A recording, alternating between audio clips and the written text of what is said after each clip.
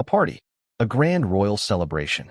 60 years of unwavering loyalty, relentless duty, and a lifetime spent in the shadow of a crown that was never hers to wear. Princess, and often described as the steely spine of the British monarchy, had every reason to commemorate her 60th birthday with pride. But the moment that should have been a quiet, dignified tribute to her legacy became something else entirely. Not because of the champagne or the speeches, but because of the one person who wasn't invited. Before we continue, please hit the like button, subscribe to the channel, and turn on the notification bell for updates.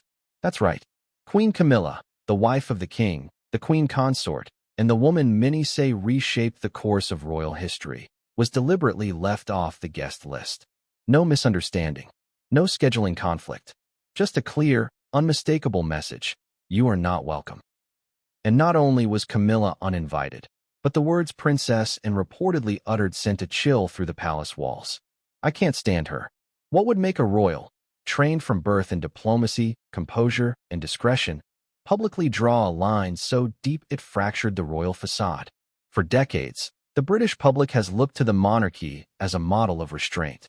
A world of carefully chosen words, neutral expressions, and family loyalty above all. But every family has its limits.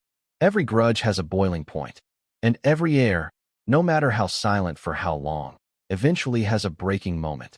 This is a story about more than a birthday party. It's a story about tension, about secrets never fully buried, about a woman who stood by her late sister-in-law, Princess Diana, through the storm of scandal, and never forgot the betrayal that tore their family apart. It's about a queen who still walks palace halls with the air of triumph, and a princess who never believed she deserved the throne. Behind the polished tiaras and rehearsed smiles lies something far more human: resentment. And on this birthday, Princess and didn't just make a guest list. She made a statement, one that sent tremors through Buckingham Palace and beyond. But before we explore what really happened behind the gates of Windsor, before we examine the whispers that spilled into headlines and the reactions that followed like royal aftershocks, let's take a step back. Because the story of Anne and Camilla isn't a feud born overnight. It's a history carved over decades, with icy glances, private warnings, and a single shared ghost they'll never escape: Diana. To understand the weight of this moment, to feel why this one act of exclusion mattered so deeply, we must walk through the past, where loyalty, grief, jealousy, and power collided. We'll begin with the planning of a royal event, a moment intended to reflect grace and gratitude. Instead, it sparked a scandal. Sources close to Princess Anne's camp say she was clear from the beginning. She wanted no distractions, no drama, and no hypocrisy. And to her, Camilla was all three. There were meetings behind closed doors, discussions with royal aides, a decision that shocked even those who thought they had seen every kind of family tension within the firm. When the final guest list was approved and released to select press outlets under embargo, the absence of one name became the story. Camilla reportedly first heard about the omission not from her husband, King Charles, but from a senior courtier, a leak, intentional or not, that set the palace into panic mode. In most royal families, such news would be buried, ignored, or outright denied. But the tension was too raw, too recent. Attempts to cover it up only poured fuel on the fire, and the British tabloids, starved for authenticity in a world of staged royal appearances, pounced. Princess Anne freezes out Camilla, screamed one headline. I can't stand her, and breaks her silence, screamed another. But what drove this moment?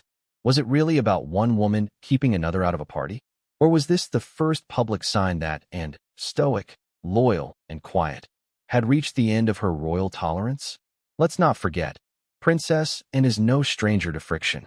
Known for her bluntness, her strict work ethic, and her disdain for what she's called frivolous pageantry, and has always been the royal least interested in popularity. She doesn't court headlines. She never tried to be the people's princess. She simply showed up, day after day, decade after decade, putting duty above drama. And yet, even she has her limits. This moment didn't come out of nowhere. And Camilla have never shared the warmth the press might have hoped for. Even during Charles and Camilla's official wedding, Anne's body language spoke volumes: stiff, reserved, unsmiling. It was a wedding that cemented a legacy and had long warned against. A legacy built on what she saw as betrayal, both to Diana and to the dignity of the crown. So when Anne decided to exclude Camilla from her 60th birthday, she wasn't being petty. She was drawing a line in the sand. She was saying, I remember. I remember what you did. I remember what you said. I remember how this family was torn apart by your presence. And I will not celebrate my life's work under a roof that pretends none of it ever happened. But Camilla, too, is no stranger to scandal. She rose from the shadows of one of the most infamous royal affairs in history to become Queen Consort, a title once thought impossible for a woman who had been branded a homewrecker. For years, she endured public shaming, internal rejection, and an uphill battle to win over the public. And now, just when she thought she had finally secured her place at the top of the royal hierarchy, and pulls her back down to earth. Was it jealousy? Was it justice? Or was it simply the truth finally slipping through the cracks? This story is about power, legacy, and the tension between modern reinvention and old-world duty. It's about the clash of two women raised in different eras of royalty. One, raised with the unyielding standards of a monarch's daughter. The other, born into aristocracy but dragged into the spotlight through scandal and survival.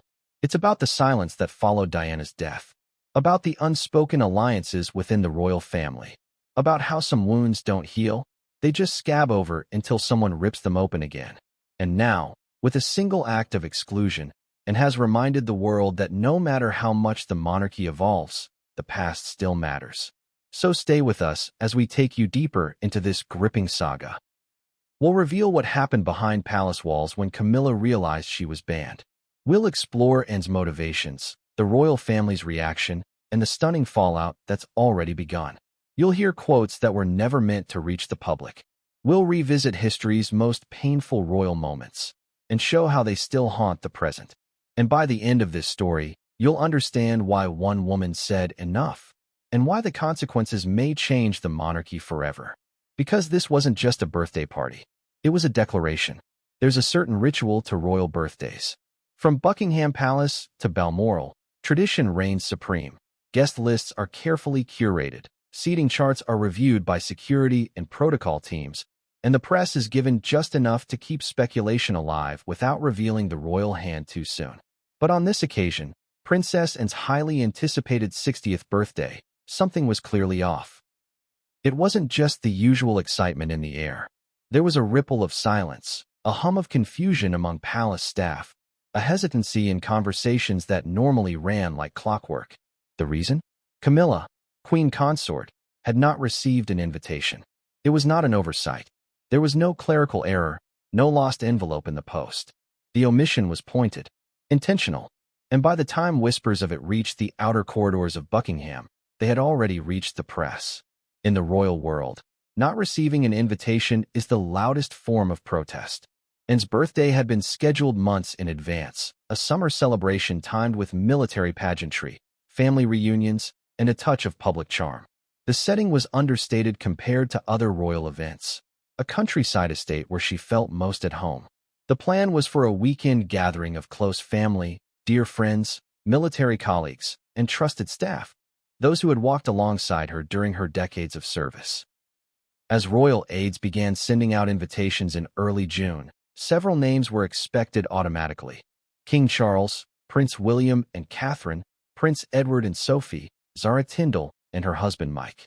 But it was Camilla's absence from the confirmed list that first set off the alarm. At first, junior staff assumed she would be attending with Charles, as always. But when Charles confirmed his attendance and specified that he would be arriving solo, eyebrows were raised. When the official guest manifest reached mid-level palace officials, the concern grew. And when word reached Camilla's own team, the ones who managed her scheduling, wardrobe, security, all hell quietly broke loose. Camilla was not invited. No call, no letter. Not even the royal family's internal courier, typically used for private messaging between senior members, carried any explanation. Camilla reportedly found out from one of her private secretaries, who was confused to discover that no arrangements had been made for her travel or accommodation for the weekend in question. As the secretary inquired further, they were told in no uncertain terms, Princess Anne had asked that Camilla not attend. The phrasing was delicate, intentionally devoid of insult, But the message was clear and didn't want her there. This wasn't just a scheduling conflict. This was a line drawn with the precision of a scalpel. What stung even more, according to insiders, was that, and didn't try to hide it. In meetings with aides about logistics and decorum, she was quoted as saying simply, "Let's avoid unnecessary complications." Those in the room understood what she meant. Camilla was not only unwelcome, she was a complication and had no interest in navigating. The leak to the press, as is often the case with royal drama, was subtle at first. A senior royal correspondent published a vague teaser. Not all is well behind palace gates ahead of Princess and 60th. Then came whispers in the tabloids. Who's on the list? Who isn't? Then the hammer dropped. An exclusive in a popular Sunday tabloid ran the headline. Anne's party snub, Camilla left out in the cold. Inside, the article claimed the Queen consort was visibly hurt and deeply confused by the omission. Camilla's friends, the piece said, were shocked by what they called a deliberate humiliation. One unnamed associate was quoted as saying, "Anne's made her position clear. Camilla may be queen, but she'll never be family." Suddenly, what could have been a quiet act of exclusion was transformed into a national story. Television pundits began dissecting every detail. Morning shows held panel discussions on the royal rift no one saw coming. Social media erupted with speculation. Has and always hated Camilla. Was this about Diana? Was this about control? Inside the palace, the tension was palpable. Charles, according to multiple sources, was livid, not necessarily at Anne, but at the fact that the private slight had gone public. He had tried, behind the scenes, to act as a buffer between his wife and his sister for years. He believed he had succeeded, or at least kept things civil. But now the gloves were off, and the family's private fractures had spilled onto the front pages. What complicated matters further was the nature of Anne's event. This wasn't just a private gathering. It had layers, personal and ceremonial. As the second child and only daughter of Queen Elizabeth II, and had long been considered the most diligent royal, her birthday celebration was designed to honor not only her 60 years of life, but her decades of service. As Princess Royal, as Colonel-in-Chief of multiple regiments, as patron of over 200 charities. The guest list wasn't just about personal preference. It was a reflection of her values, her allies, her loyalties. And Camilla, by all appearances, simply didn't make the cut. One former courtier, speaking under anonymity, said it plainly. Anne's birthday was a message. If you weren't invited, it was because you weren't meant to be part of her legacy. As the story gathered steam and remained silent, she did not release a statement. She did not leak her side. She did not ask others to defend her. But she didn't need to. Her actions spoke volumes, and her silence only amplified their power. Meanwhile, Camilla retreated from the public eye for several days. Her scheduled engagements were postponed due to personal matters, a vague explanation that raised more questions than it answered. Behind palace doors, it was said that she was deeply wounded and unsure how to respond. Camilla had fought hard for years to earn her place in the royal family, and not just ceremonially. She had worked tirelessly to build public trust, to prove that her past would not define her future. She had endured boos, tabloid smear campaigns, and whispers of being unfit to wear the crown. But this was a different kind of rejection. This wasn't the public's disapproval. This was family, and worse, it was from the one family member who had never pretended to accept her. Anne's animosity had never been loud. It didn't show up in public snubs or outbursts. But insiders had long whispered about her cold stares at functions, her refusal to make small talk with Camilla, her habit of leaving events early once Camilla arrived.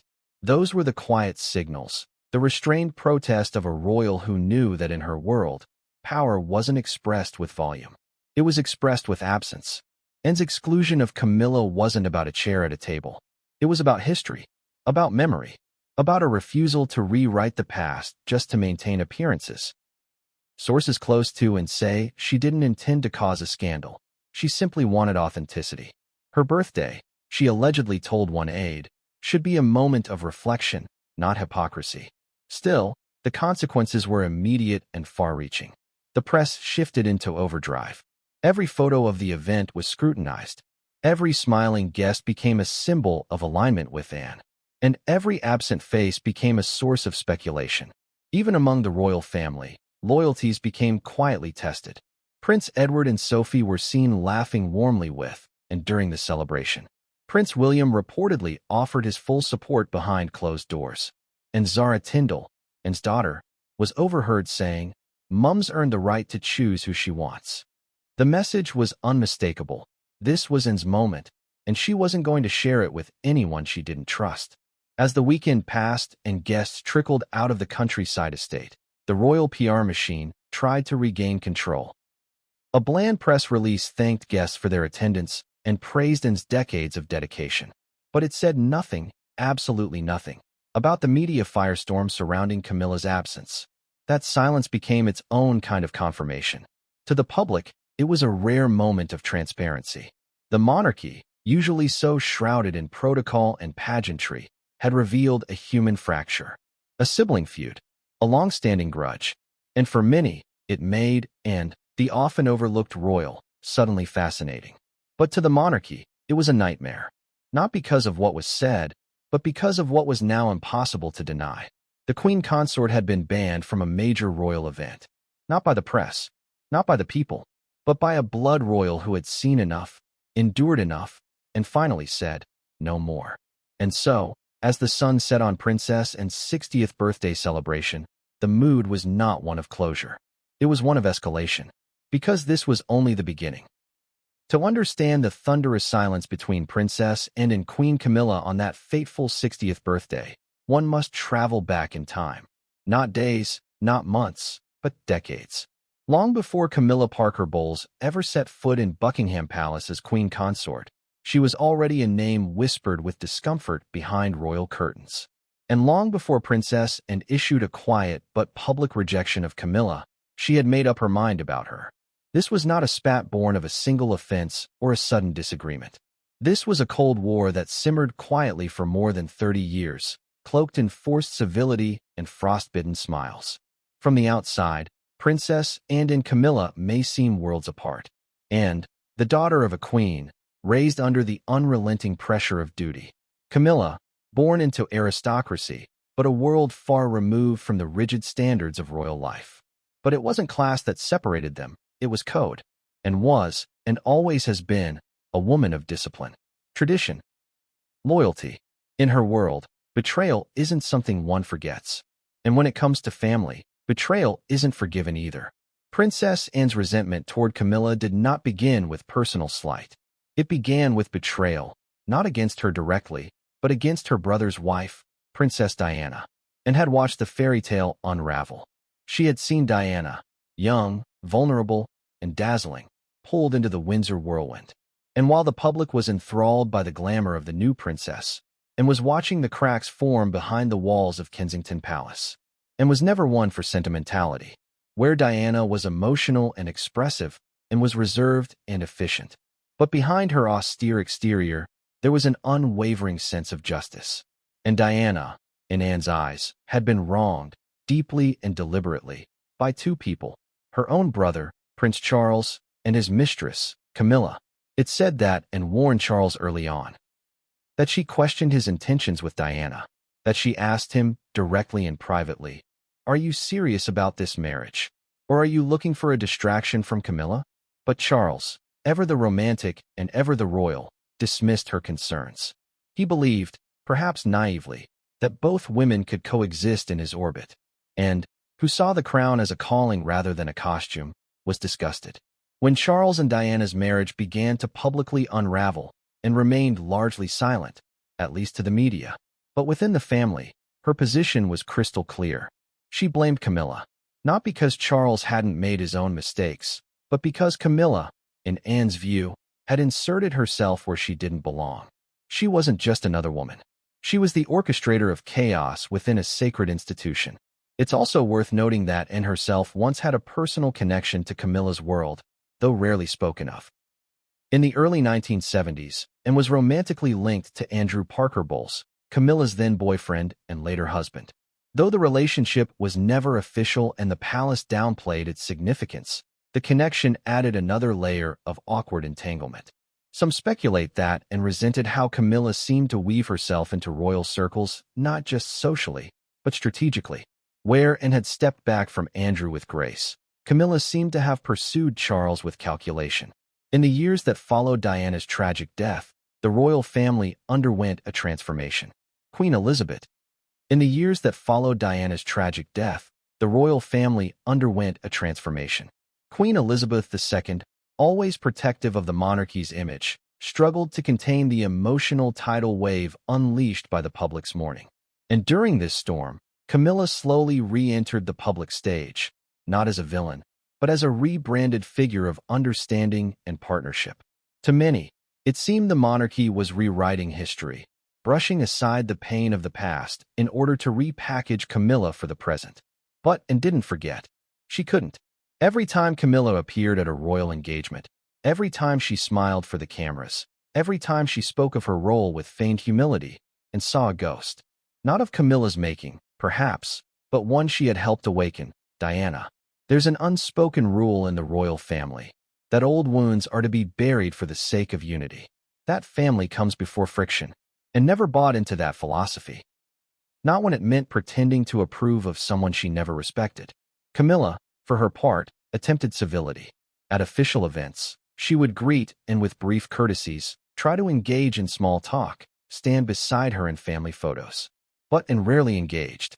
There are countless photographs over the years, public events, family functions, where Anne's expression says more than words ever could. Cold, blank, unmoved. Those close to and say she never said anything overtly cruel or confrontational to Camilla. She didn't need to. Her avoidance was the message. Her silence was the wall. During royal holidays, Camilla was often seated carefully at events where Anne's presence had to be negotiated. Aides privately referred to this as the Frost Protocol, ensuring that the two women were never left alone or placed too closely together in informal settings. What's perhaps most telling is Anne's rare but pointed comments when asked about family dynamics. In one BBC interview years after Diana's passing, when asked how the royal family manages private pain in public, Anne answered sharply, "You keep your promises. That's the difference between duty and drama." Many believe this was a subtle jab not just at her brother, but at Camilla, who Anne saw as the source of much drama behind the scenes. When Camilla married Charles in 2005, the ceremony was handled with excruciating delicacy. It was a civil service followed by a blessing, not a full church wedding, due to lingering public and religious sensitivities. Queen Elizabeth did not attend the civil service. Neither did and make much of a gesture. While she appeared at the blessing, she remained reserved throughout, and some insiders noted that her congratulations to the newlyweds were formal to the point of being glacial. Over the years, as Camilla ascended to greater titles, Duchess of Cornwall, then Queen Consort, Anne's demeanor remained unchanged. She didn't publicly challenge Camilla's position, but she didn't endorse it either. When Queen Elizabeth passed away and Charles became king, Camilla's title evolved from consort to queen in many headlines. Some royal commentators speculated that Anne might finally thaw, that in her loyalty to the monarchy, she would make peace. But the opposite happened. According to palace insiders, Anne's silence only deepened. The respect she had for her mother was not transferable to her brother's wife. And if anything, Camilla's increased visibility seemed to provoke a quiet resistance in Anne's behavior.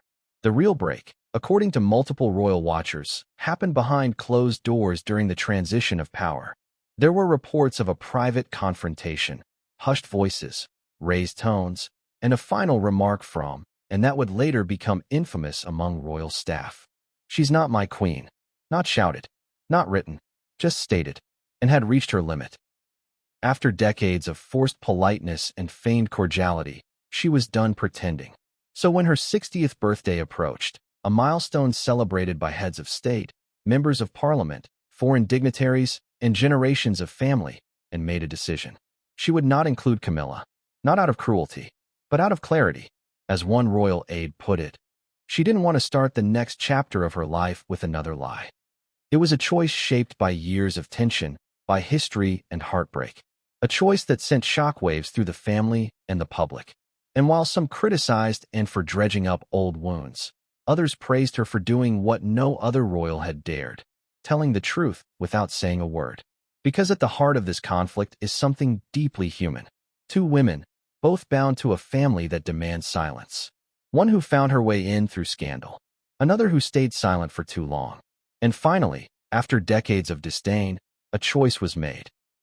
Not to scream, not to fight, but to draw a line. Anne's birthday wasn't just a celebration. It was a reckoning. Not all birthdays are created equal, especially within the walls of a palace.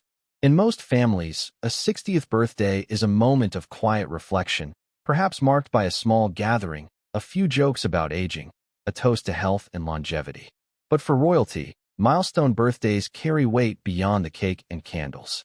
They are events of political and symbolic significance, statements, in themselves, about legacy, relevance, and where a royal stands in the firmament of power. For Princess Anne, turning 60 wasn't simply about adding another year to her life. It was a moment to affirm decades of relentless service to the crown and to herself. It was about honoring a path that had never relied on pageantry or tabloid flattery. It was about family, yes, but only the parts of that family who had earned her respect. And, in that spirit, it became the perfect moment to draw a boundary, one she had spent a lifetime skirting around, and has always been the monarchist's monarchist, fiercely loyal to the institution, but equally firm in her disdain for its misuse. Since her early 20s, she has taken on hundreds of patronages, military appointments, and official engagements, more than many royals half her age. While others sought the limelight or cultivated media personas and developed a reputation for showing up, doing the work, and leaving quietly. She was never interested in stardom, only in duty. So when her inner circle began planning her 60th celebration, the tone was clear from the outset. This would not be a red carpet affair. No televised interview. No glossy magazine spread. Instead, Anne opted for something grounded, personal, and filled with the people she considered her real allies. Fellow service members, horse trainers, charity organizers, and, of course, family members she trusted. The setting chosen was Wood Farm, a countryside estate steeped in privacy and comfort. It was a place that reminded Anne of her late mother's simplicity, a location far removed from London's flashbulbs and royal pageantry. It had been a favorite retreat of Queen Elizabeth and Prince Philip in their later years. For Anne, it offered the perfect blend of history and solitude. Planning began in early spring, several months before her birthday. The guest list was to be trimmed to under 100, a mix of family, friends, and dignitaries from her work with the British Red Cross, Save the Children, and the military. Every detail, from the music to the catering, was shaped by Anne's understated taste. No gold-trimmed menus or grand orchestras. The food would be sourced from local farms, the music from traditional pipers and strings. And with each decision, Anne made it clear. This was her day, not a public relations exercise, not a royal gala designed to pacify headlines or score press points. It was a space for authenticity, which is precisely why Camilla's exclusion carried such magnitude. There are moments in a royal's life where every move is strategic. A handshake, a glance, a curtsy, each gesture observed, dissected, and judged. But then there are moments where a royal steps outside the machinery. Moments where, as people, they express truth. Anne's 60th birthday became one of those rare flashes of honesty within the famously opaque Windsor ecosystem. To the world, and had always kept her cards close. Even during moments of family scandal, Diana's interviews, Charles's controversy, Meghan and Harry's departure, and rarely commented. She lived by the motto instilled in her by her parents. Never complain, never explain. But birthdays are different. They're personal. And as Anne reached the age where many contemplate legacy, she made one simple demand: no hypocrisy. Sources close to the planning process revealed that Anne was unusually involved in every decision, down to the arrangement of tables and timing of toasts. And one of the earliest directives she gave her team was to avoid forced reunions. Camilla's name, when it came up, was met with a quiet shake of the head and a single sentence: "She's not part of my story." That was enough. For Anne, the decision was about more than tension. It was about space, emotional and ceremonial. Her 60th birthday was to be a reflection of who she was and what she stood for. And Camilla, despite her crown and title, did not align with that reflection. Some might see it as petty, but for Anne, it was principled. At 60, Anne had earned the right to call the shots. While many of her male counterparts in the royal family had retired or reduced their public engagements, and had maintained a schedule rivaled only by her late mother. In the previous year alone, she had clocked over 500 engagements, visited multiple countries, and overseen several military reviews. The celebration was not just a party. It was a mark of gratitude and acknowledgement for years of silent sacrifice. She didn't want speeches that felt performative. She wanted honesty. She didn't want hollow flattery. She wanted warmth. And she didn't want Camilla, because, as one insider put it, you don't share your most meaningful moments with people you don't trust. Not at this stage of life. Not when you've given up so much. The deeper truth beneath Anne's decision wasn't just personal, though. It was philosophical. In recent years, Anne had grown increasingly wary of what she saw as a drift in the royal family, a move toward image over essence. Social media campaigns, glamorous portraits, behind-the-scenes documentaries. To Anne, all of it felt like noise. And while Camilla was not the sole architect of this new royal visibility, she had, in Anne's eyes, benefited from it immensely. Camilla's image transformation, from mistress to queen consort, had not come overnight. It had taken decades of careful press management, media outreach, and selective vulnerability. And didn't begrudge her that strategy. But she didn't believe in it either. To Anne, service was measured not in headlines, but in footsteps, literal and metaphorical. How many hospital wards you've walked. How many soldiers you've stood with in the rain. How many charities you've supported long after the cameras left. In that ledger, she saw herself as the quiet steward of the monarchy's soul, and Camilla as a distraction. So as her 60th approached, and made a decision to celebrate the life she had built, not the image the institution had curated. Even the speeches that night reflected that ethos. Prince William gave a short but heartfelt toast, recalling childhood memories of his aunt who never sugar-coated the truth, but always had his back. Zara Tindall spoke about her mother's work ethic, her sarcasm, and her deep capacity for loyalty. Even Prince Edward, known for avoiding controversy, made a veiled remark that not everyone who wears a crown carries the same weight. And yet, through all the laughter and warmth, there was an unmistakable undercurrent. Camilla's absence wasn't just a void. It was an unspoken centerpiece, like a missing place setting no one dared mention, but everyone noticed. Some guests tiptoed around the subject. Others speculated in hushed corners. But a few, particularly those who had known and since her youth, understood exactly what was happening. She's cleaning house, one former equestrian trainer told a journalist off record. She's reaching that age where you stop tolerating what you always did. And Camilla, well, she was tolerated for too long. The day after the celebration, the official royal press release spoke only of a private gathering marking a remarkable legacy of service. It included photos of and smiling with family, laughing with old friends, walking her dogs on the estate grounds. But the media had already moved beyond the photo ops. They were now locked onto the deeper story, why this birthday mattered. Because it wasn't about turning 60, it was about turning a corner. And, long considered the royal family's most disciplined player, had drawn a line. And by doing so, she didn't just make a statement about Camilla. She made a statement about herself, about what kind of royal she was, and what kind of legacy she wanted to leave behind. Not one draped in compromise, but one rooted in conviction. When the news reached her, it wasn't delivered with ceremony or spin. It arrived with the quiet, clinical coldness that so often defines the corridors of palace life. A call from her private secretary. A moment of silence. Then the words she had not expected to hear. "You're not on the guest list, ma'am."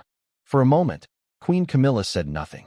The queen consort of the United Kingdom, the woman who had withstood decades of criticism, public scorn, and whispered disgrace, sat in the plush comfort of Clarence House, stunned not by a headline, but by a truth that could not be dismissed. Princess and had deliberately left her out.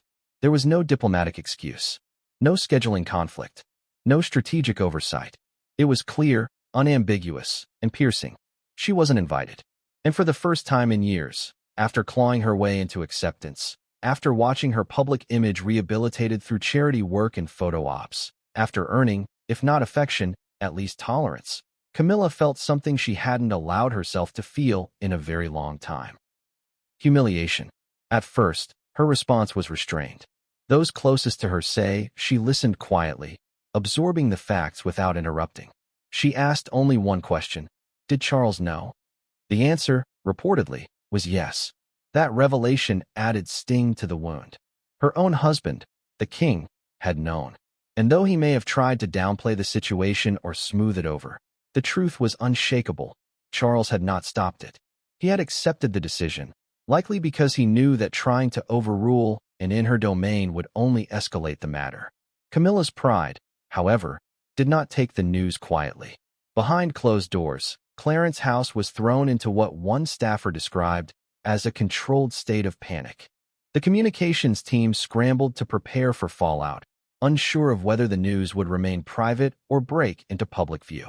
Aides debated whether to release a statement, to spin the story, or to pretend it didn't matter. Camilla herself made her position clear. There would be no official response. She would not give in the satisfaction of knowing she had been hurt. But the facade of calm could not conceal the private emotions boiling beneath the surface. In private, Camilla vented.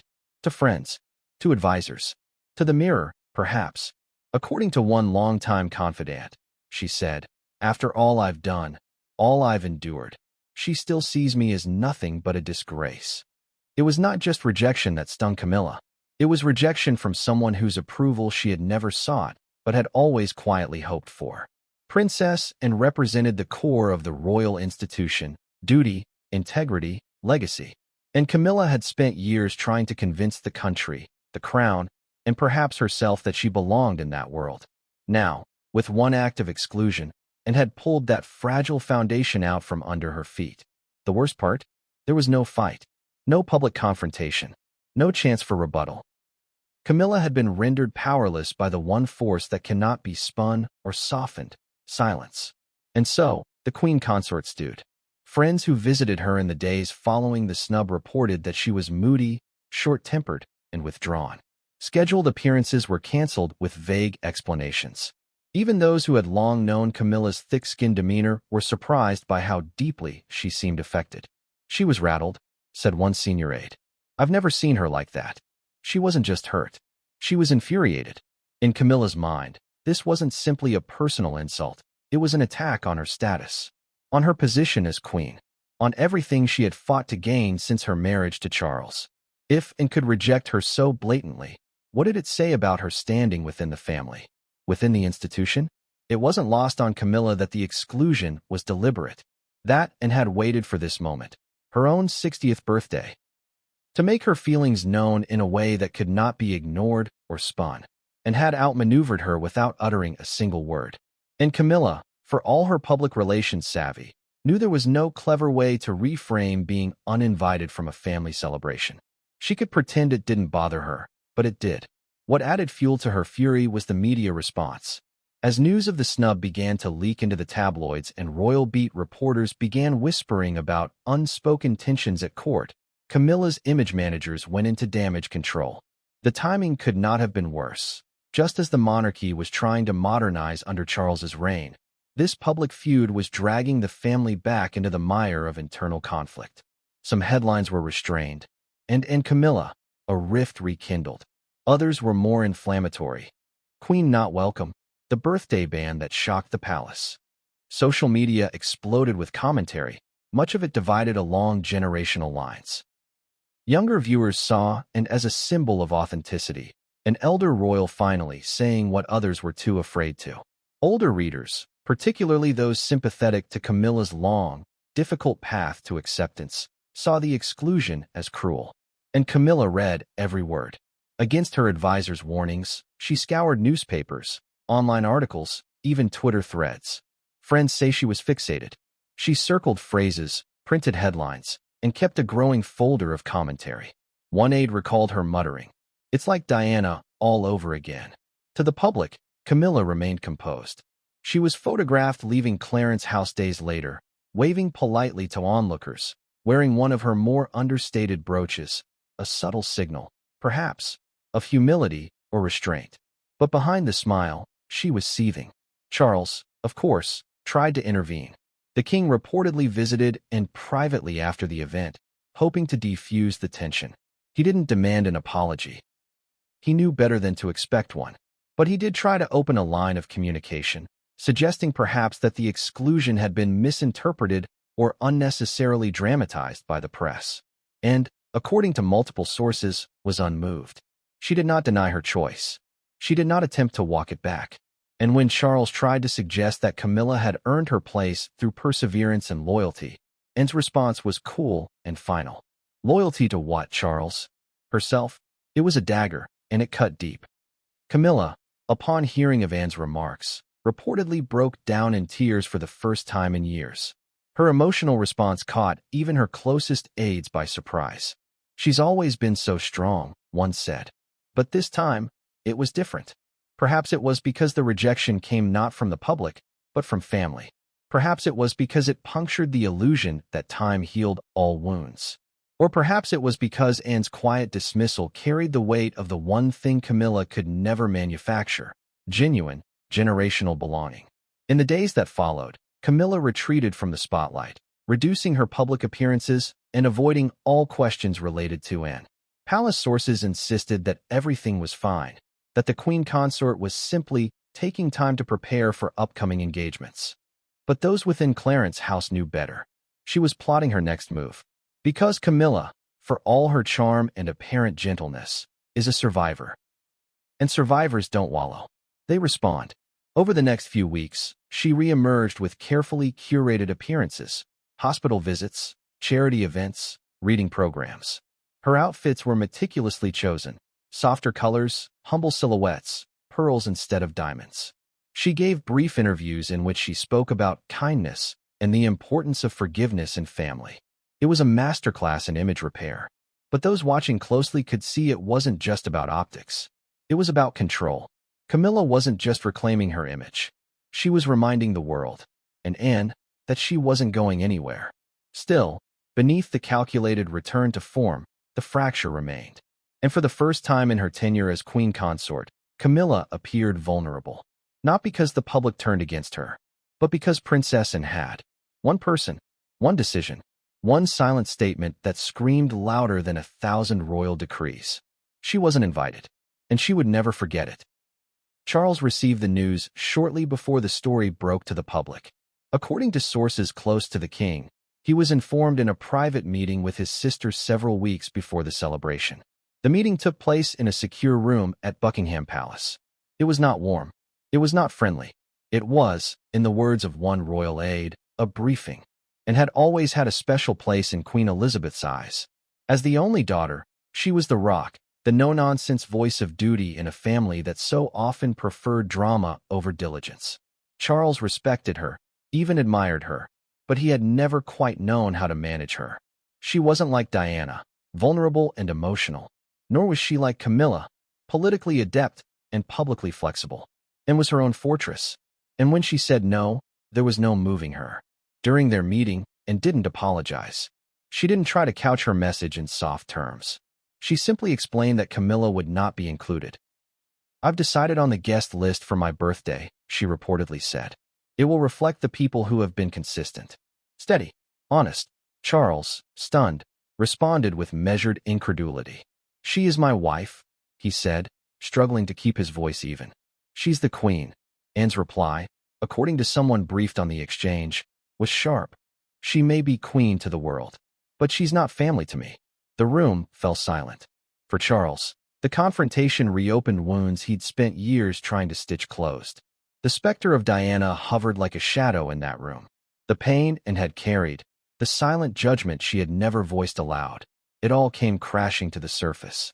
And now, as king, he found himself in an impossible position: protect his wife or respect his sister. To do both would be to lie to one of them. And to Charles, that was perhaps the cruelest bind of all.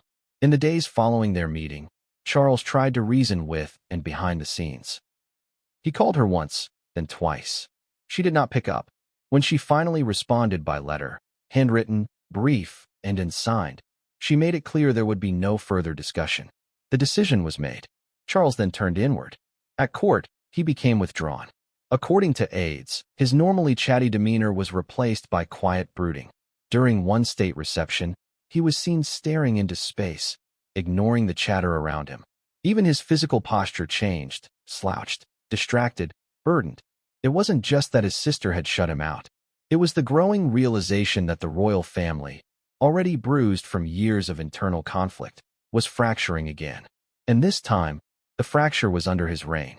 Camilla noticed the shift immediately. Their private dinners, once lively with conversation, became muted. Charles, ever the compartmentalizer, tried to shield her from the full extent of his emotions, but the queen consort was no fool. She knew when her husband was hurting. She also knew that he blamed himself. To Charles, Anne's rejection wasn't just about Camilla. It was about the past, about choices made and regrets buried.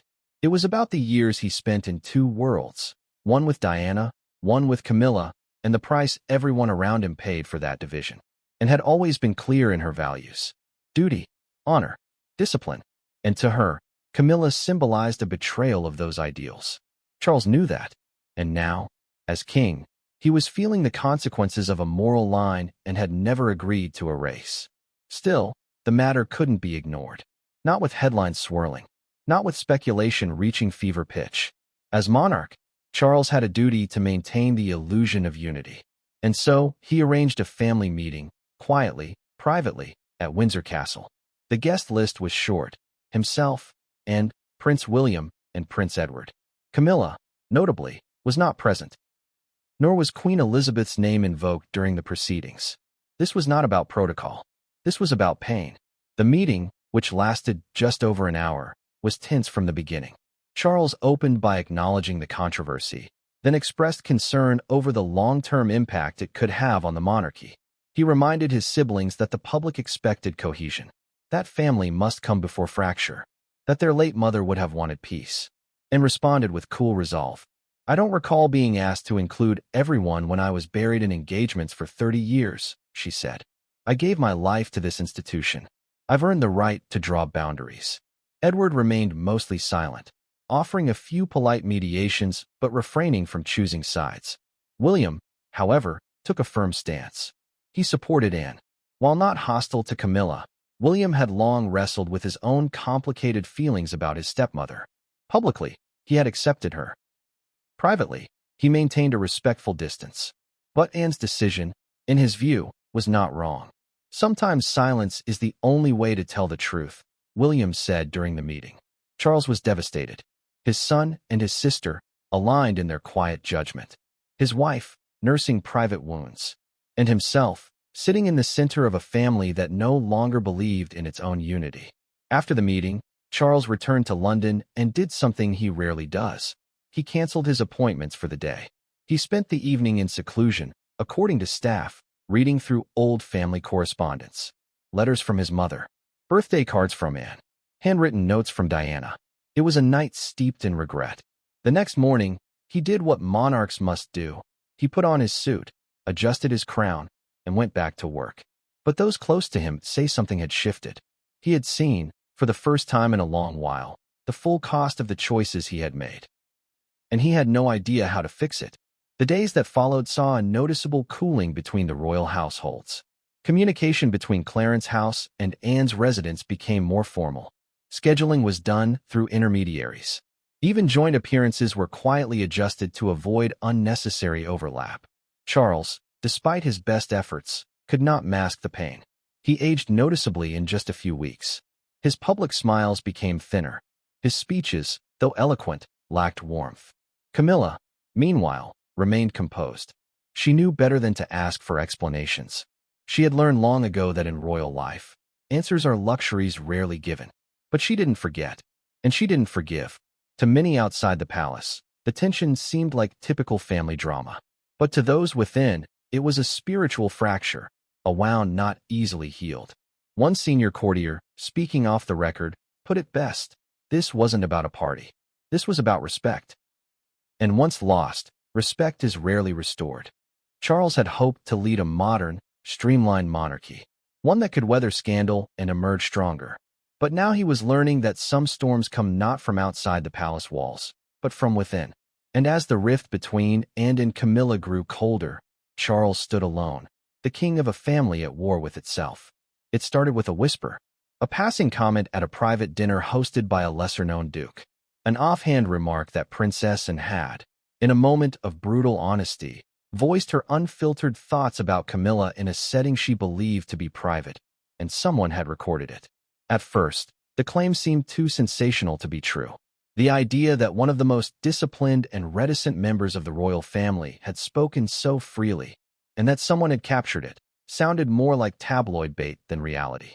But within 48 hours, the rumor snowballed. Trusted royal reporters began making discreet inquiries. Buckingham Palace communications staff were said to be frantically calling every press contact in London. And behind the scenes, a team of legal advisors was mobilized, not because they knew what had been said, but because they feared it might be real. Then the audio leaked. It wasn't a high-definition clip. There was no visual, just muffled voices, ambient chatter, and the unmistakable timbre of Princess Anne's voice. The recording, allegedly made during a private gathering at a royal estate months before her 60th birthday, captured a rare moment of candor, and had been speaking to a small group of trusted acquaintances, military veterans, former aides, and longtime family allies. The context was unclear, but what she said cut with surgical precision. "I'll never respect her. She's poison to this family." The room, according to those who listened, fell into stunned silence. There was no follow-up, no attempt to clarify, just the weight of a sentence spoken without apology. The audio was barely 90 seconds long, but it sent shockwaves through the monarchy.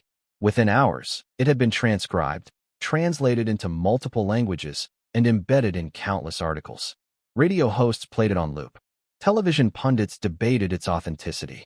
Royal analysts, once cautious with speculation, now had tangible evidence of Anne's disdain for the queen consort. The palace, caught off guard, issued a standard no comment. But their silence did little to stop the storm. Behind palace doors, chaos erupted. Who had recorded it? How did it leak? Was it a setup? A betrayal? Was a member of Anne's inner circle playing both sides? Theories abounded. Some believed it was an ambitious aide, desperate for influence or money. Others suspected external actors, journalists, political operatives, even security personnel. But no one could say for sure. The clip had been delivered anonymously to a European tabloid, which then sold the rights to multiple outlets around the globe. What was clear, however, was the damage. Camilla, upon hearing the clip, reportedly turned pale. The words, "poison to this family," weren't just an opinion. They were a condemnation, a death sentence in the court of royal legitimacy. For someone who had spent the last 2 decades trying to rebrand herself as a unifying figure, as the calm after the storm of Diana's tragedy, those 7 words unraveled years of effort in seconds. Camilla didn't speak publicly, but those around her described her as visibly shaken. She canceled a scheduled meeting with a literacy charity. She turned down an interview she had planned with a women's magazine.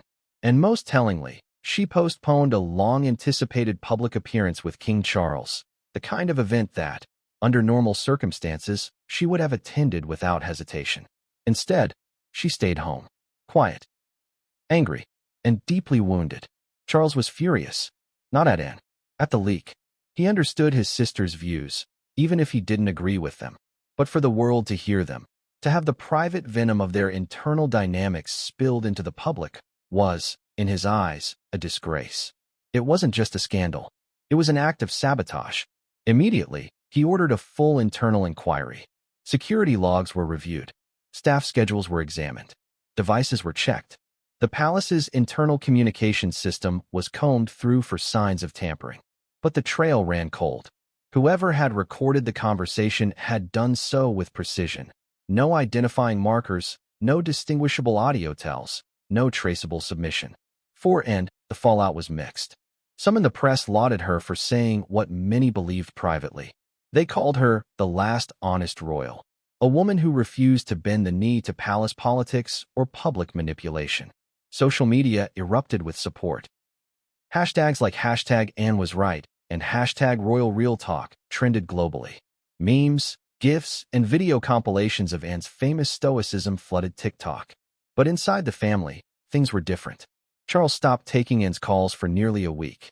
William, while sympathetic, urged his aunt to issue a soft clarification, not an apology, but a statement that could ease the tension. And refused. "There's no clarification needed. she told a confidant. They asked for honesty. They got it. Her daughter, Zara, reportedly supported her mother's stance. Mum's always said what everyone else is too afraid to, she said privately. She's just not afraid of the fallout anymore. But other royals were less forgiving. Sophie, the Duchess of Edinburgh, expressed concern over the optics. This could unravel more than you know, she warned during a brief visit. It makes us all look fractured, yet, and remained immovable. To her, the leak wasn't a betrayal of her words. It was a betrayal of privacy. The sentiment she expressed wasn't new. It wasn't a revelation. It was merely confirmation of what had always been whispered in closed circles.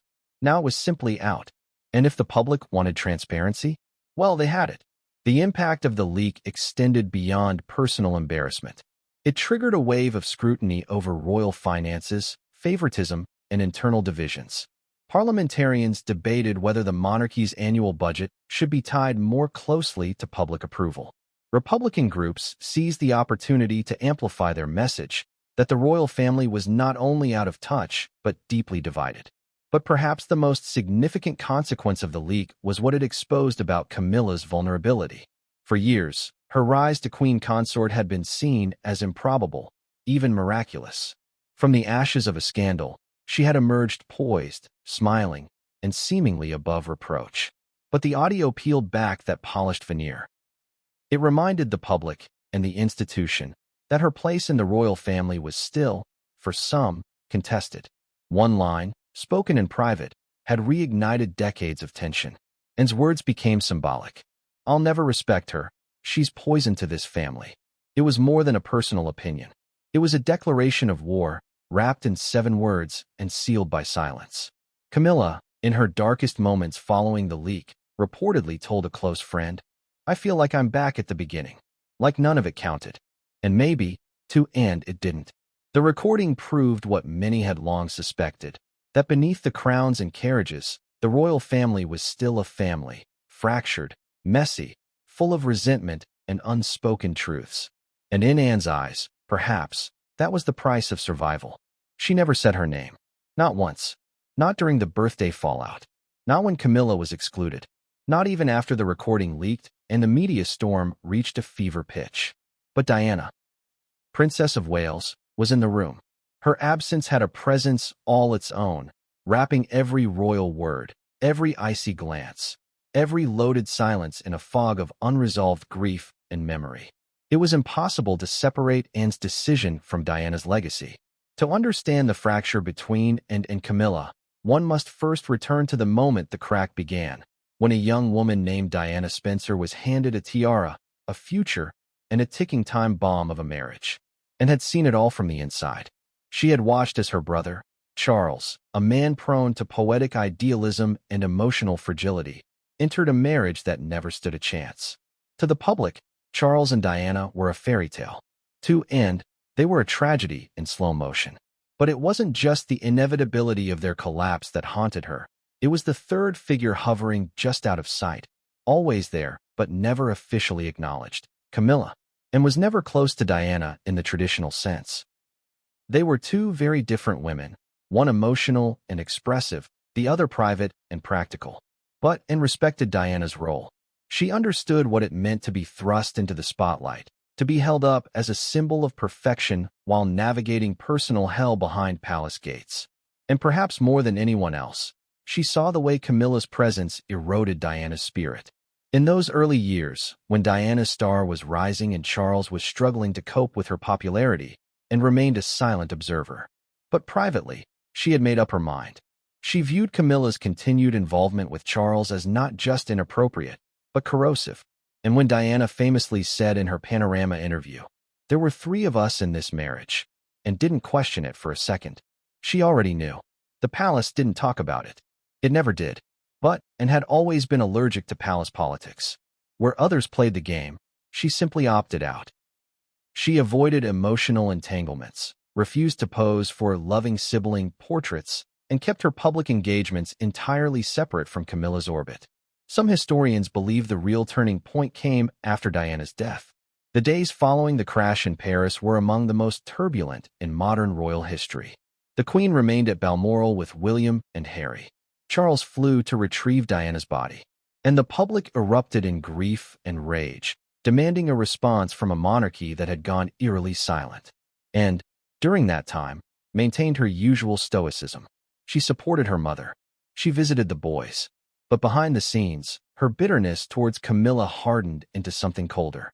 For Anne, the tragedy wasn't just Diana's death. It was how that death had been preceded by humiliation, betrayal, and emotional warfare. And at the center of it, she believed, stood Camilla. Even after Diana was laid to rest, the monarchy's slow rehabilitation of Camilla left and incredulous. The public was still mourning, still furious, yet behind the scenes Camilla was being slowly repositioned, not as the woman who